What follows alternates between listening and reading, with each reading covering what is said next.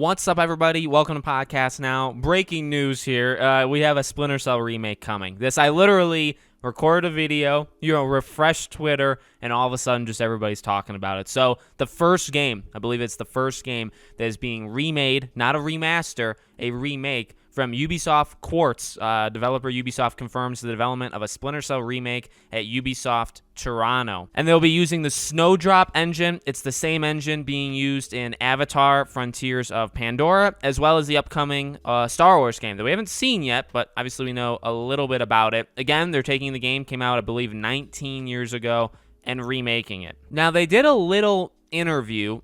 It's not the most interesting thing in the world, at least to me, but one thing I did notice was that they were talking about, innovation. Where do they choose to kind of push it a little bit more, and where do they choose to kind of just replicate what they had already done? But they talked a lot about the engine, talked a lot about AI and visuals and audio and all this stuff. So, look, and I said this before, we actually talked about this when this was just but a rumor, right?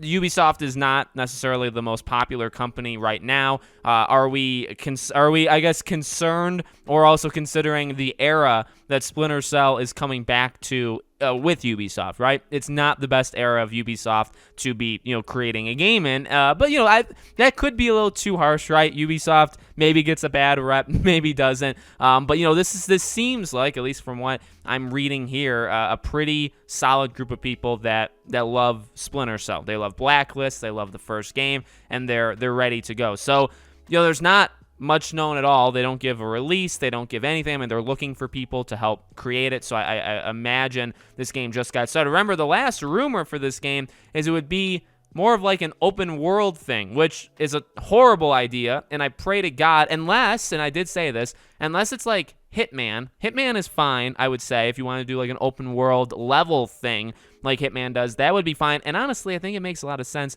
for Splinter Cell. But if you're talking like Far Cry or Assassin's Creed, where it's just this gigantic thing and you take all these quests and stuff, I don't think that fits Splinter Cell whatsoever. So please, for the love of God, don't do that. But again, that's when we thought, or at least I thought, it would be like a brand new game, built from the ground up. It is built from the ground up, but it's a game that we already have, which is very, very exciting, and I hope they do a really good job on it. So not much more is known. If I ever see anything, if there's ever news or anything like that, I'll be sure to cover it on the channel. Let me know what you think. Are you excited that Splinter Cell is back, or are you just very concerned that obviously Ubisoft is behind it? Make sure, as always, you're subscribed, bell icon turned on, so you know when all these videos go up. If you guys want to follow me on Twitter, or subscribe to my second channel, or support us on Patreon or YouTube memberships, links for them all are in the description below. Thank you for watching, guys, and I'll see you all on the next video.